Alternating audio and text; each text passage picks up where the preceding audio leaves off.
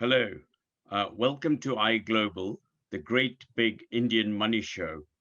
Today, we're going to be talking about making your money work for you. I am Rumit Shah. And on the panel today, we have Bhupinder Anand from Anand Financial Architecture. He's a financial architect. And we've got Jacob Kotan, who's a solicitor with Garner and Hancock Solicitors. Welcome, guys. Uh, so we're going to, without much ado, we'll start off with Bhupinder. Bhupinder, just if you can just set out very much what sort of types of investments there are, etc., that people should be looking at when trying to make their money work for them. Right, that's a great question and an open-ended question because the a range of different types of investments available are huge. That from basic deposit accounts to Bitcoin gambling, for example, and everything in between. I think the starting point is that in my experience as a financial advisor, when I'm talking to clients, one of the biggest problems that we need to cover and explain is risk, the word risk. Because whenever we start talking about investments, we must understand what risk actually means. And for a lot of people, there is a fear that risk is I could lose all of my money. And because of that fear, and a genuine fear of the risk of losing money, people tend to not look at the opportunities or try to understand them. So you end up with the most basic, ordinary of investments, leaving money in a bank account. And many people do that, and many people should do that because that's what I call your rainy day funds. You need it in case the boiler breaks down, as mine did last month, and we froze. And or if you, I call it opportunity fund as well, where maybe somebody wants to sell a car really cheap, and you've got the funds to go and buy it. The problem with monies in a bank account is the interest rates or lack of interest rates on those accounts. I mean, you're lucky now if you get 0.5%. And so the reality when I bring risk into the scale of investments, the understanding on deposits is that you're actually carrying real risk. Not so much that your money can go down because banks are safe, up to £85,000 is protected by the government, but the buying power of that money will go down because of inflation. Very simply, for those that are old enough watching this, can you remember the price of a pint of milk? There you go. I'm even talking about pints, not liters. Pint of milk or a loaf of bread 20 years ago compared to what it is now. So if you'd put aside some money then and think I'll buy the same loaf of bread now, you couldn't afford to do it. So there's a risk of doing nothing. And therefore we then need to expand the kind of investments that you could look at to go into. I'm sure through this discussion we'll be doing those further, but things such as stock market based investments. But if you're a beginner, you don't know which funds, which shares to go and buy, but you do hear that shares go up in value, but they also go down. So you go into funds, unit trusts, quite often they're called, and those funds may hold hundreds, if not thousands of different companies, such that if some do go up, some will go down. Overall, we're hoping that the fund value goes up. By that, you're reducing your risk because if a single share failed, you won't lose all your money. So risk also involves time frame for money. How long can you afford to invest for? And if you're going to look at stock market based investments, we would always say take a 5-year plus view. That gives you a chance to iron out the fluctuations. And you should, note no guarantees, but you should make a positive return. And you'll only really lose if you need to come out while the markets are down. So through the conversation, I'm sure we'll talk about some other investment Yeah. opportunities too. Yeah. Okay, and let's move on. One of the obviously from the South Indian, South Asian perspective, one of the biggest investments they normally have is property, and there are a lot of people who have property or wishing to invest in property because that's bricks and mortar, and they always think that that's a very good solid investment. So if we were to look at something like that, maybe Jacob, I can start off with you on this. And basically, if somebody's looking at investing in property in the UK rather than offshore for a moment, what sort of things that should they be considering? Obviously, especially with the Indian families and the joint families, etc. we should have that in mind, because a lot of times they have joint names or kids' names and so on. So maybe you can give us a little bit of insight into how property should be purchased, or at least in a better manner, in an efficient manner for everybody. Thank you, Rumit.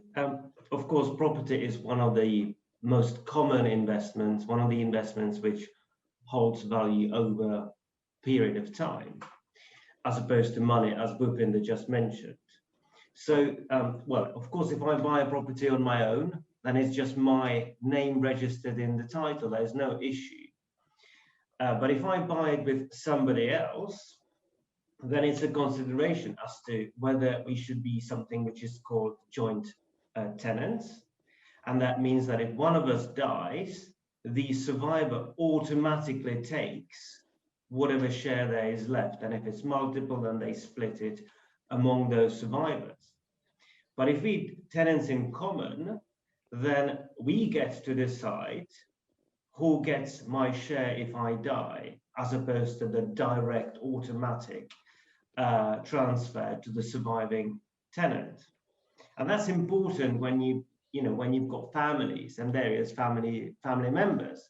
Of course, between husband and wife, it's often joint tenants because the survivor of them should have the family home.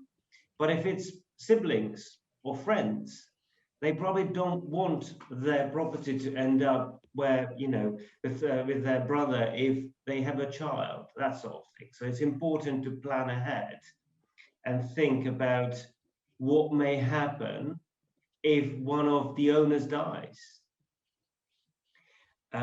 Is there anything, there's one other point which I should mention, and that would be the aspects of commercial and residential.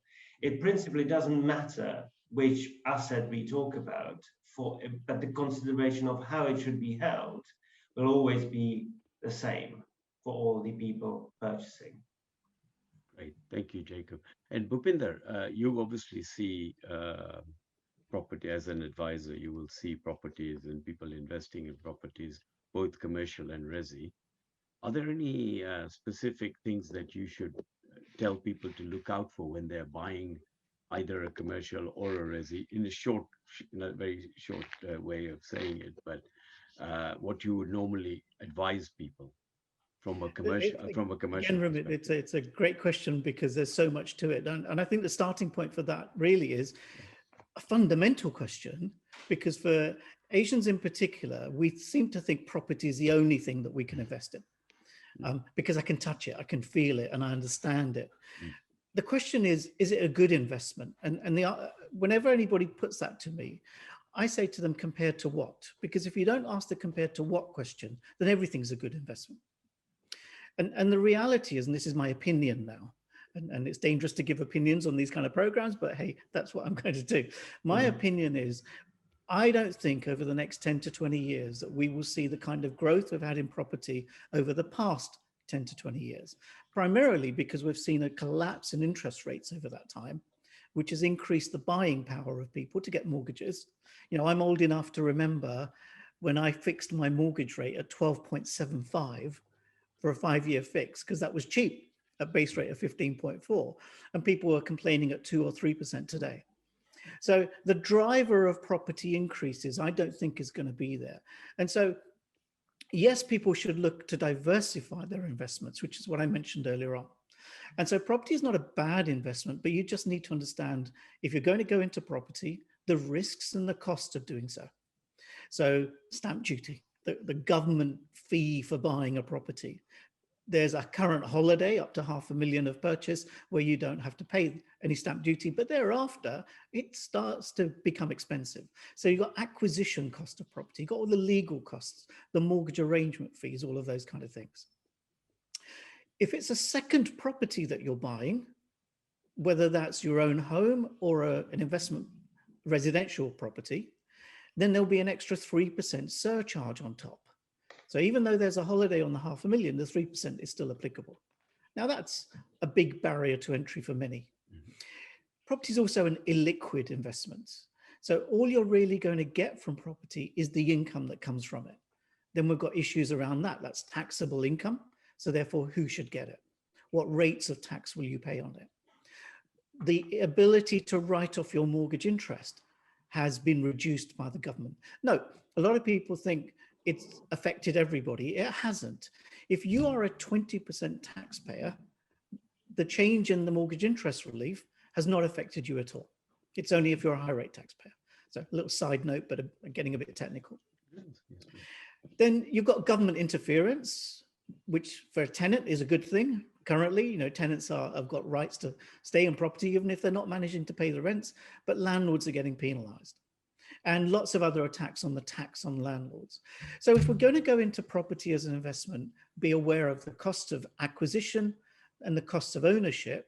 And then we've got the cost of exit, capital gains tax. So just because you bought a property for, let's make up a number, 100,000, and you sold it for 300,000, that profit of 200,000 is taxable upon you. In fact, even if you give it away to somebody, and I see this a lot, where people gift a property to a child. Part of that gifting could be they bring the child onto the property because they can't get a mortgage in their own name. That is a gift, even though no money changed hands. That is a gift, and it triggers something called capital gains tax, which Jacob, I'm sure, will explain more about the impact of that. But it's really important to understand, if you're going to go into property as an investment, how do you get in? How do you hold it? And more importantly, the cost of getting out. Okay, thank you. Jacob, perhaps we can just turn quickly to what Bhupinder asked about, mentioned there about gifting a property or share of. Just very briefly, what should be looked at when that happens? Well, capital gains tax, as Bhupinder helpfully pointed out, is always going to be a consideration. The only time it is not, in fact, for every investment, for most investments we make, if there is a gain, the government will try to tax it after a certain allowable amount, which currently is just over £12,000 or £11,000. Yeah. 12,300. Yeah. There you go. And the only exception in relation to a property where capital gains tax will not apply is when it is my principal primary residence, which would be my home. All the other properties, investment properties, properties abroad would be subject to capital gains tax. And that's a simple calculation, relatively speaking. It can get quite technical, but in simplicity, it's the difference between the purchase price and the sale price. And that difference, whether it's £100,000 or £500,000, would be taxed at different rates. If it comes to residential high rate taxpayer, it could be taxed at 28%. So the rates are quite punitive. And when I say the sale price, I also mean the value of the gift. So if I give a share of my house to my child, then on the point of the gift, at the time I'm gifting it, I should be paying the tax, despite no money changing hands, which often gets forgotten, whether intentionally or not.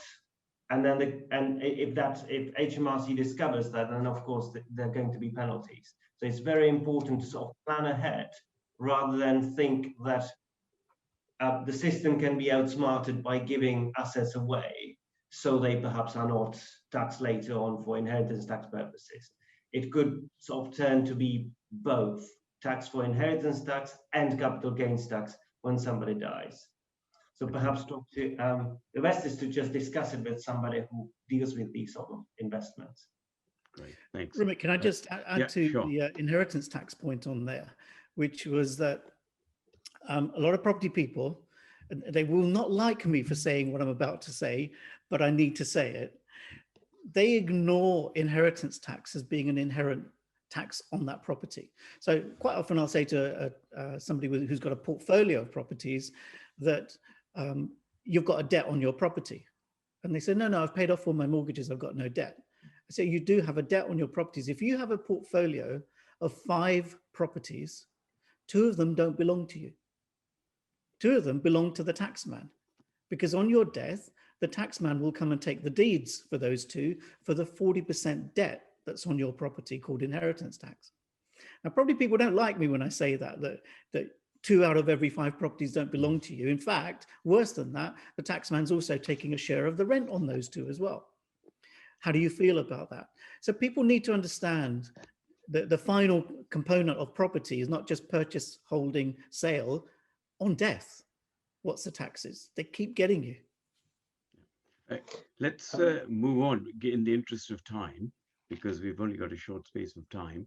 If we can move on to say, moving on from these taxable items that we talked about, let's look at some tax efficient investments.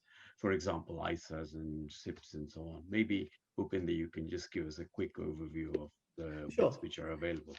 Yeah, so one of the ways of making money is to keep your money by not paying it in tax. So, we look at gross return, which is what you've got, and net return after tax. If those can be the same, i.e. the taxman doesn't have a share, then we need to consider those investments. The first step for everybody should be things like ISAs, individual savings accounts. Those can be cash ISAs, so your interest is tax-free. But frankly, if the interest is negligible, then so is the tax on that ISA. So cash ISAs really are largely irrelevant. By the way, going off on a tangent, as an alternative to cash, where people don't want risk, I absolutely love premium bonds, national savings premium bonds. Okay, you aren't going to earn an interest, but you're not giving up much to take them, but you might win $1 million. So look it up, national savings premium bonds. There's a limit of, I think, 50,000 per person. You can have your money back anytime you want to, and essentially your name is in a draw every week where you might win some money. ISAs then move into stocks and shares ISAs. So I talked about earlier that you make real money by investing in stocks and shares. If you can do that and make those capital gains tax-free, which is what an ISA does, then happy days. You're making money in the long term, you're not paying any tax on it. A SIP, or a personal pension, so all that a SIP is a self-invested personal pension. Self-invested, you're choosing where to invest your money rather than leaving it to an insurance company to do. Those are very tax-efficient ways of creating retirement income. So you get tax relief on the money that goes in. So if you put £100 in, as an example, it only costs you £80 if you're a 20% taxpayer and £60 if you're a 40% taxpayer, for 100 to work for you. Profits in the fund are all tax-free too. And at the other end, a quarter of the fund can come out as a lump sum tax-free, but the rest of it is then taxed as income. So, but you can control the pace of that income to take advantage of your tax rates at that time. So that's ISAs and SIPs. And then you can go into more esoteric investments, which are much riskier investments, but the government wants to encourage you to take that risk by investing into small companies. And so what they do is that they will give you tax relief on the money that you put in. So that's things like enterprise investment schemes or seed enterprise investment schemes, which are startup businesses, inherently risky. In the EIS, the government gives you back 30% of what you put in, which is very generous. A seed EIS, which is a startup business completely, you get back 50% of what you put in. And in both of those, all your profits are tax-free. So there's a series of tax advantages that you can have, but you need to talk to a professional advisor that understands those options and can find the best package for you. Okay, thank you. Jacob, would you like to add something to that? Of course, I can't talk about financial products the way Bhupinder talks about. I'm not allowed to advise on those at all. But perhaps what I could mention as one of the tax efficient sort of products would be a trust element where people can settle properties or investments into. But before I explain what the trust is and how it can work, I think what is important to consider for anyone trying to put some money aside is to see what they need in that particular moment and what they may need in the future. Because when we are employed and we go to work, we often have income. We plenty of income, but we're capital poor. And over time, we accumulate more capital. which when we retire and we have less income, should start paying us what we are now missing out because we're no longer in the employed system. So that's the sort of long-term planning as to what your assets may be doing for you in 20 years' time. But so trust is one of those where you can consider that the tax element could be managed.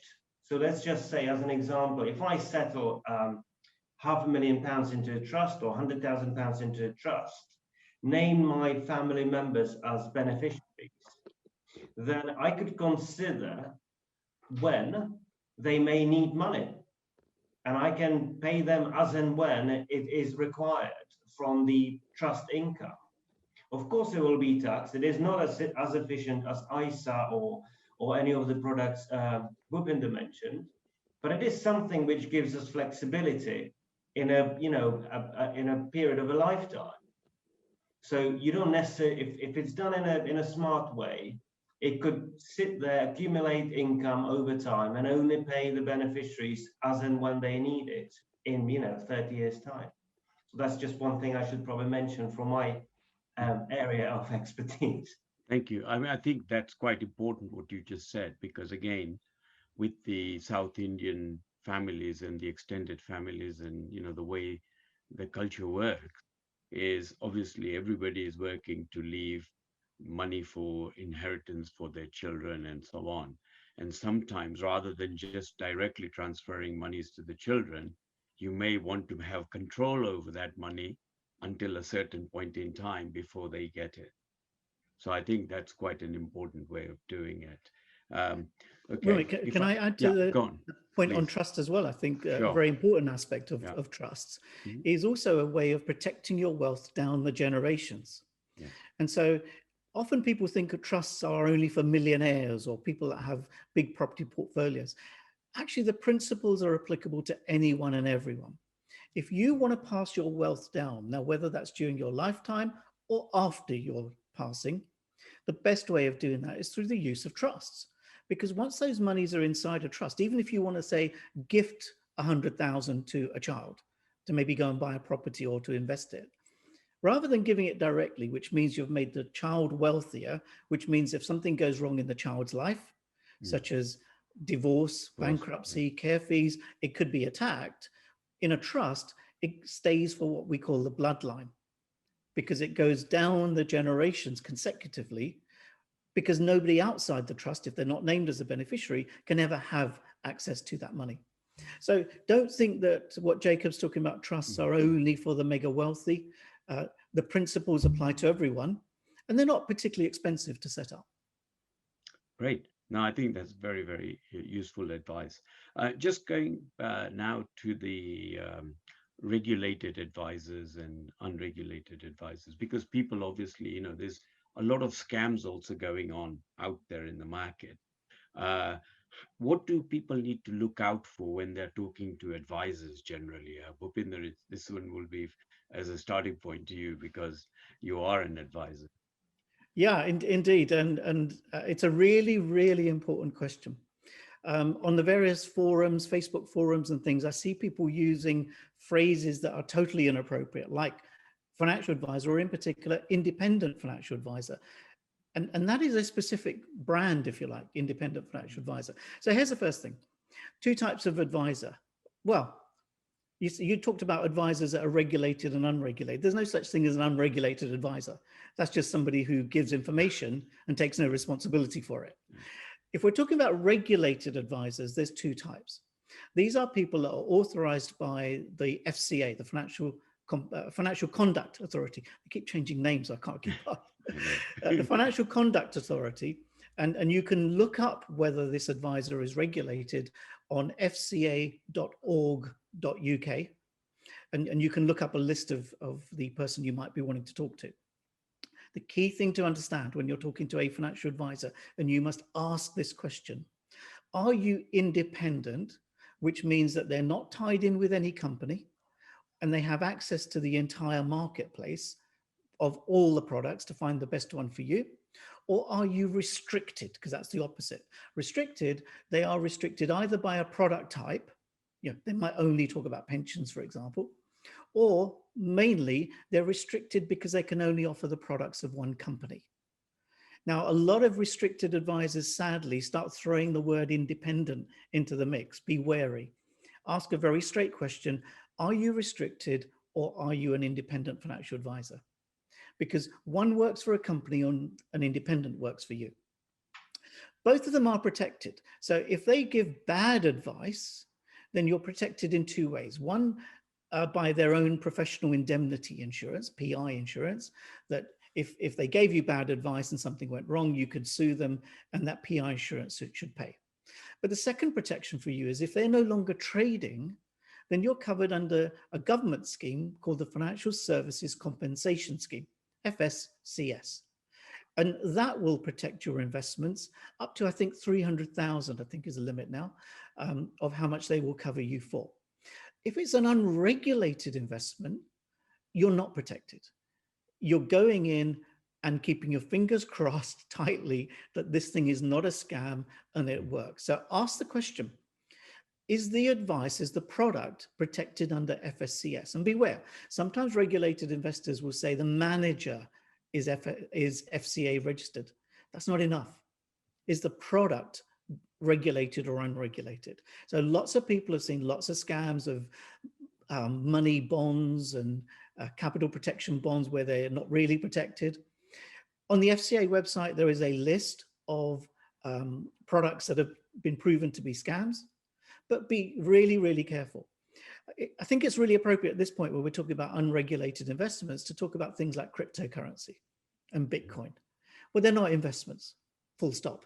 They are gambling, they're speculative, and they are not protected. So if you go into anything that's crypto-based, Bitcoin being the biggest one, you are going in and gambling. You may as well go to the bookies and put money down on a horse and hope that it wins. And you've got to understand that people that are making money on Bitcoin and telling you to buy in have a vested interest for you to buy in, because the only way the price changes is through demand. There's no underlying business that's producing profits that's creating the increase in value. It's purely more people wanting to buy, so they have an incentive to tell you to buy. Be careful. Right. Jacob, would you like to add something to this on this compensation schemes? Or it's an interesting summary of cryptocurrencies and Bitcoins.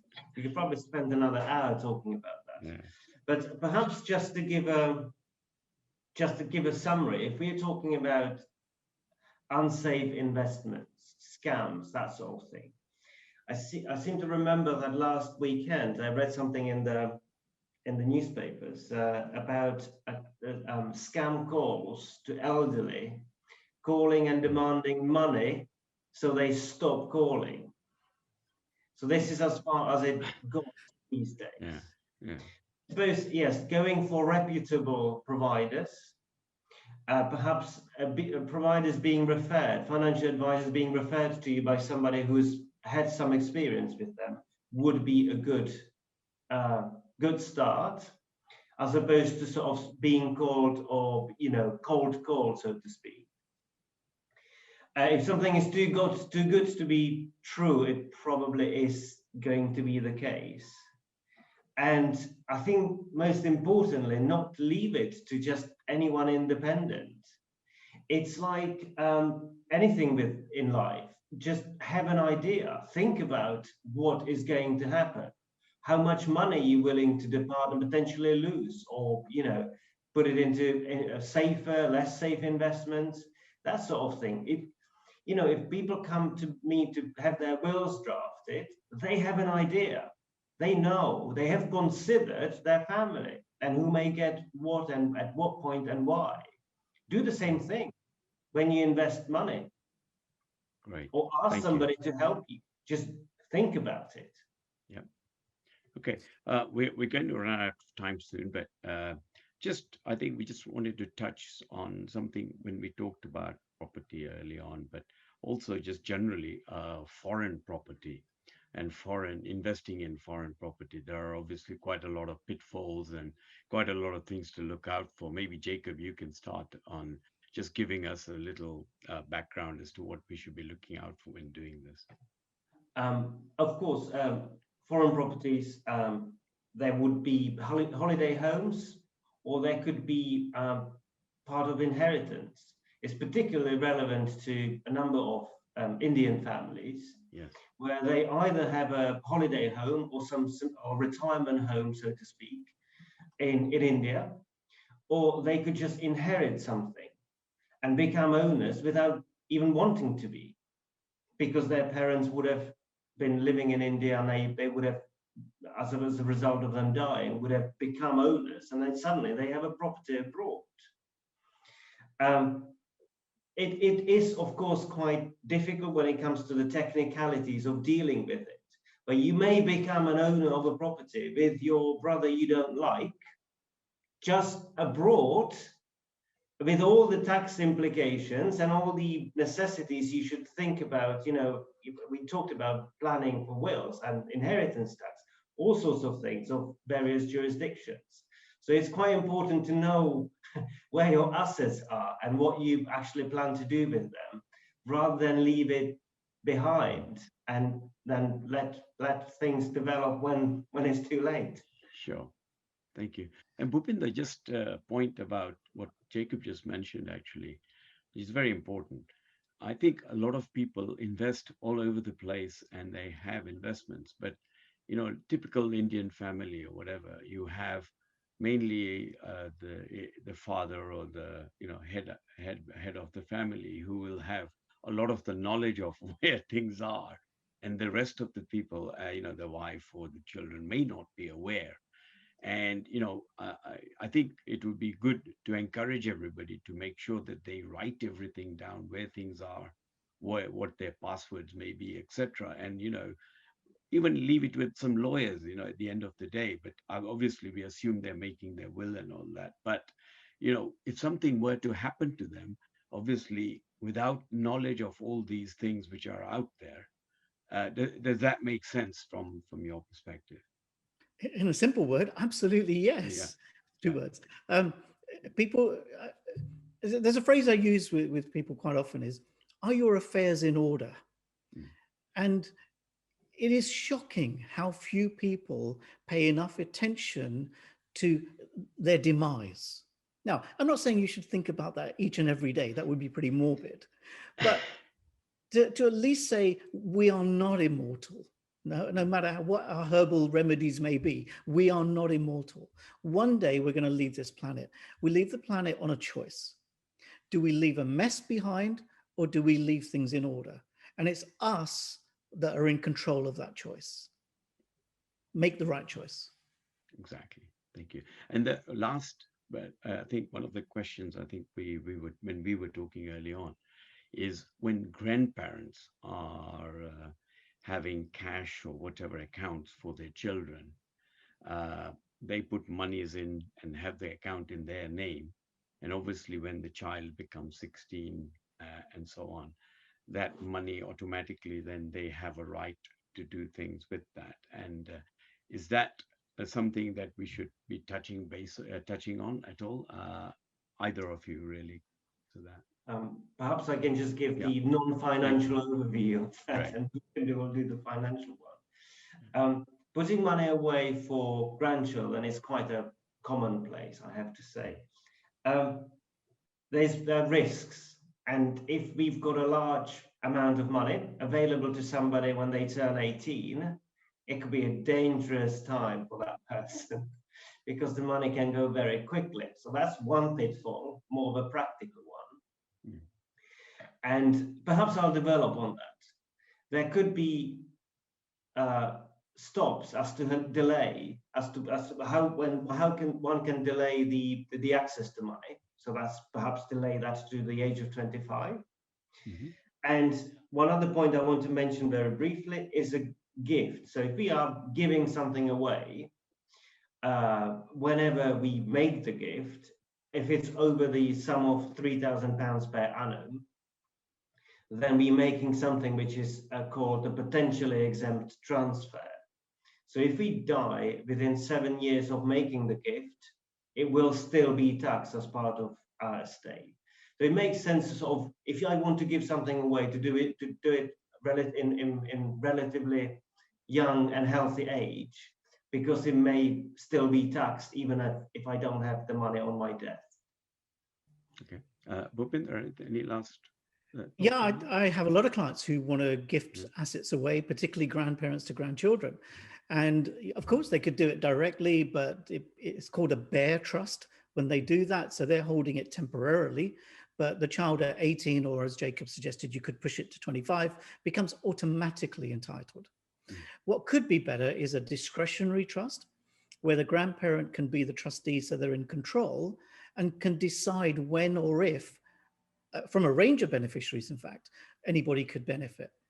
In particular, one of the really clever bits of planning that we're doing for people is if they've got a property, an investment property, that they can give away because they don't need the rental income for themselves anymore, they could put it into a trust and then give that rental income to a minor child, minor grandchild, who is then taxed upon that income. And here's something that most people don't know, is that from a moment a child is born, they have a £12,500 personal allowance.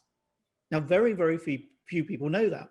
I mean, I sent my kids up the chimney at 2 years old to go and use their allowances, but most people are not giving income in a way that the children could use that. If it's rental income coming from a property in a trust, then that child is going to get 12,500 tax-free income, which they could use to go and spend on their own clothing, toys, books, even school fees. This is how wealthy people stay wealthy, because they avoid taxes by using these clever devices. Fantastic. Well, I think we are just made the right timing on this. So a very big thank you to Jacob Kotan from Garner and Hancock Solicitors, and Bhupinder Anand from Anand Financial Architecture. A very big thank you to both of you for a really very helpful discussion on how to make your money work for you.